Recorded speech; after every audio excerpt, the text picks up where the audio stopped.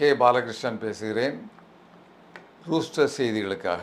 இன்றைக்கு நம்ம சர்வதேச விஷயங்களில் சில செய்திகளை பார்க்கலாம். இஸ்ரேல் லெபனான் மீது தீவிர தாக்குதல்களை நடத்தி வருகிறது. சமீபத்தில் அது உங்களுக்கு தெரியும்.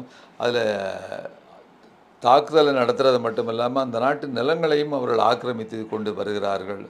சமீபத்தில் நாட்டின் முக்கியத்துவம் வாய்ந்த பியூர் போர்ட்னு ஒரு கோட்டையை கூட கைப்பற்றிருக்கிறாங்க. இப்படியாக இது நடந்துகிட்டு இருக்கும் பொழுது அடுத்தால பெய்ரூட் நகரத்தையும் அதை சுற்றியுள்ள இடங்களையும் தாக்கி கைப்பற்றுவதற்கான ஒரு திட்டத்தையும் அவர்கள் வைத்திருக்கிறார்கள். இதனால் இந்த தொடர்ந்து இப்படி தாக்குதல் நடக்கிறது காரணமாக ஈரான் என்ன சொல்லியிருக்குன்னா, அமெரிக்காவுடைய நடக்கக்கூடிய எங்களுடைய பேச்சுவார்த்தையை நாங்கள் முறித்து கொள்ளுகிறோம். ஏன்னா இந்த மாதிரி இஸ்ரேல் தாக்கிட்டு இருக்கிறதுனால ஒரு பக்கம் நீங்கள் பேச்சுவார்த்தை நடத்துகிறீங்க, இன்னொரு பக்கத்தில் லெபனான் மீது தாக்குதல் நடத்திக்கிட்டு இஸ்ரேல் இருக்குது அப்படிங்கிறதுனால இதனால் ட்ரம்ப்புக்கு ரொம்ப கோபம் வந்துட்டு அதனால் அவர் என்ன செஞ்சுருக்கிறாரு, நம்ம இவர் இருக்கிறார இஸ்ரேலுடைய பிரதமர் நெத்தன்யாகுவை கூப்பிட்டு, உனக்கு என்ன பைத்தியம் பிடிச்சி போயிட்டா, நீ என்ன நான் சொல்கிறதே கேட்க மாட்டேன், நீ நான் மட்டும் இல்லைன்னு சொன்னால் இந்த நேரத்தில் உன்னை ஜெயிலில் தூக்கி போட்டிருப்பாங்க, நான் தான் உன்னை காப்பாற்றிக்கிட்டே இருக்கேன், உன்னுடைய இந்த செயலால் எல்லாரும் உன்னை வெறுக்கிறார்கள், இஸ்ரேலையும் வெறுக்கிறார்கள் என்று தாறுமாறாக பிடிச்சி திட்டி தீர்த்துட்டாரு அப்படிங்கிற ஒரு செய்தி இன்றைக்கு அமெரிக்கா ஊடகமான ஆக்ஸ் நியூஸ் அந்த செய்தியில் இருக்கிறது என்ற செய்தி ஒன்று.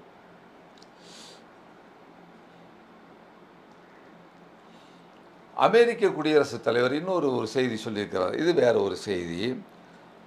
அந்த ட்ரம்ப் சமீபத்தில் ஐரோப்பாவிலிருந்து அமெரிக்காவினோட துருப்புகளையும் இராணுவ தளவாடங்களையும் நான் திரும்ப பெற்றுக்கொள்ளப் போகிறேன். ஏன்னா எவனும் ஐரோப்பா நாடுகளில் இவங்க சொல்கிறத அப்படி கேட்குறதில்ல. முன்னால் சத்த கட்டாமல் எல்லாம் சொல்கிறத கேட்டுட்டு இருந்தவங்க ஆளாளுக்கு பேச ஆரம்பிச்சிட்டாங்க. அப்படிங்கும்போது நான் எல்லாத்தையும் திரும்ப பெற்றுக்கிட்டுறேன் அப்படின்னு சொல்லிட்டு ட்ரம்ப் சொல்லியிருக்காரு. அவர் சொல்லி வாய் மூடுறதுக்குள்ள இந்த இத்தாலியினுடைய பிரதமர் மெலோனி இருக்காங்க பார்த்தீங்களா, ஒரு அம்மையாக இருக்கிறாங்க. அவங்க எவன் ஒருவன் நீ உன்னுடைய நாட்டை பாதுகாக்க முடியாவிட்டால் உன்னுடைய இறையாண்மையை நீ இழந்து விடுவாய் அப்படின்னு சொல்லிட்டு, எனக்கு சுதந்திரமான இத்தாலி வேண்டும், நான் யாரையும் சார்ந்திருக்கவில்லைன்னு ஒரே போடு போட்டாப்புல அந்த அம்மா. இது ஒரு செய்தி. நல்ல துணிச்சலாக தான் இருக்கிறாங்க அவங்க. அப்புறம் இன்னொரு செய்தி பாருங்கள். ஐக்கிய நாட்டு சபையினுடைய செக்ரட்டரி ஜெனரல் ஆண்டோனியோ கட்ராஸ், உங்களுக்கு தெரியும், கேள்விப்பட்டிருப்பீங்க, அடிக்கடி செய்திகளில் வரும். அவர் என்ன சொல்லியிருக்கிறார்னா, ஒரு செய்தி மெசேஜ் கொடுத்துருக்கிறாரு. வரக்கூடிய மாதங்களில் எல் நினோவினுடைய பாதிப்பு உலக அளவில் பெரிதாக இருக்கும், மழை பெய்யக்கூடிய வழக்கம், அந்த பேட்டர்ன் இருக்கு, அந்த வழக்கத்தை விட இது மாறி இருக்கும், கூடுதலாக இருக்கும். அதுபோல் மிக அதிகப்படியான எக்ஸ்ட்ரீம் வெதர் கண்டிஷன்ஸ், குளிர் அதிகமாக இருக்கும், இல்லாட்டா உஷ்ணம் அதிகமாக இருக்கும், மழை அதிகமாக இருக்கும், இந்த எக்ஸ்ட்ரீம் வெதர் கண்டிஷன்ஸு வானியல் சூழ்நிலையும் மாறும் என்று தெரிவித்திருக்கிறார். சூப்பர் எல்னினோ வரக்கூடிய சில மாதங்களில் வரலாம். இப்போ எல்னினோன்னா நீங்கள் என்னன்னு நமக்கு கொஞ்சம் தெரியணும். எல்னினோன்னு சொன்னால் பசிபிக் கடல் பிராந்தியத்தில் நடுப்பகுதியில் மற்றும் கிழக்கு பகுதியில் கடல் நீருடைய வெப்பநிலை வழக்கத்தை விட அதிகரிக்கும் ஒரு இயற்கையான ஒரு வானிலை நிகழ்வு. இதற்கு பேர் தான் எல்னினோ.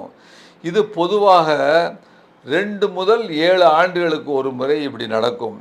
இப்படி இந்த நிகழ்வு நடக்கும்போது உண்டானால் உலகின் பல பகுதிகளில் மழை மற்றும் வெப்பநிலை மாறுபாடுகள் ஏற்படும். இந்தியாவில் பருவமழை மிகவும் பலவீனம் அடைவதற்கான வாய்ப்பு அதிகம். இதனால் சில ஆண்டுகளில் வறட்சி மிகவும் அதிகமாக இருக்கும், நீர் பற்றாக்குறை ஏற்படும், விவசாய உற்பத்தி பாதிக்கப்படலாம். அதே நேரத்தில் வேறு சில நாடுகளில் மிக அதிகமான மழையும் வெள்ள பாதிப்புகளும் அதிகமாக இருக்கும். எனவே எல்னினோவுக்கு, இது எல்னினோ, இதுக்கு எதிர்மறையான ஒரு பேர் இருக்குது. அதுக்கு பேர் லானினான்னு பேர். இது வந்ததுன்னா இந்தியாவில் நல்லா மழை பெய்வதற்கான ஒரு வாய்ப்பை ஏற்படுத்தும்னு சுருக்கமாக சொல்வதாக இருந்தால், ஒரு 2 லைனில் சொல்வதாக இருந்தால், பசிபிக் பெருங்கடல் வெப்பமடைவதால் உலக வானிலையை மாற்றும் ஒரு நிகழ்வுக்கு பேர் எல் நினோ. வேறு பெரிய விஷயம்லாம் கிடையாது அப்படிங்கிறத நம்ம புரிஞ்சுக்கணும். அப்புறம் இன்னொரு செய்தி, அமெரிக்கா யூரான் யுத்தத்தில் அமெரிக்க வெளியுறவு அமைச்சர் ரூபியோ அப்படின்னு ஒருத்தர் இருக்கிறாரு. அவர் என்ன சொல்லியிருக்காருன்னா, 2 நாளைக்கு முன்னால் ஹார்மோஸ் நீரிணையை ஈரான் திறந்து விட்டாலும் அமெரிக்கா ஈரானுக்கு எதிரான அந்த வாணிப தடையை, சாங்ஷன்ஸை நாங்கள் நீக்க மாட்டோம் என்று அறிவித்திருக்கிறார். அப்போ என்ன அர்த்தம்? நீ நீ திறந்தாலும் கப்பல்களை அனுமதித்தாலும் நான் உனக்கு மேலே எதிர உள்ள அந்த வாணிப தடையை நாங்கள் நீக்க மாட்டோம்னு அவங்க அறிவிச்சிருக்கிறாங்க. அப்போ இப்படி ஆளாளுக்கு அமெரிக்காவில் ஒவ்வொரு அமைச்சரும் ஒவ்வொரு நேரத்தில் ஒவ்வொன்றே பேசிக்கிட்டு இருக்கிறாங்க. அது மட்டும் இல்லாமல் ட்ரம்ப்பு போன்ற அந்த தலைவர்களே காலையில் ஒன்று பேசுகிறாங்க, மத்தியானம் ஒன்று பேசுகிறாங்க, ராத்திரி ஒன்று பேசுகிறாங்கன்னா இது அவங்களுக்கு என்ன பைத்தியம் பிடிச்சிருக்கா அப்படின்னு நம்ம நினைக்கிற மாதிரி இருக்குது. ஆனால் உண்மையில் அது வேறு ஒரு விஷயத்தை அவங்க சொல்கிறதுக்கு முயற்சி பண்ணுறாங்க. என்னன்னு கேட்டால், எதிரியை குழப்புறது. என்ன ஸ்டாண்டில் அமெரிக்கா இருக்காங்கிறதே எதிரிக்கு தெரியாதபடி ஆக்குறதுங்கிற ஒரு நிலைப்பாட்டை, அதாவது புரிஞ்சிடக்கூடாதுங்கிறதுக்காக ஈரான் இந்த விஷயத்துக்கெல்லாம் அசர்ற நாடு அல்ல என்பதை சமீப காலத்தில் நடந்து வர்ற போரிலிருந்து நம்ம பார்த்துருக்குறோம். அது ஒரு செய்தி. இன்னொரு முக்கியமான செய்தி, ஒரு சின்ன சேஞ்சு ஆனால் பெரிய மாற்றத்தை ஏற்படுத்தக்கூடியது.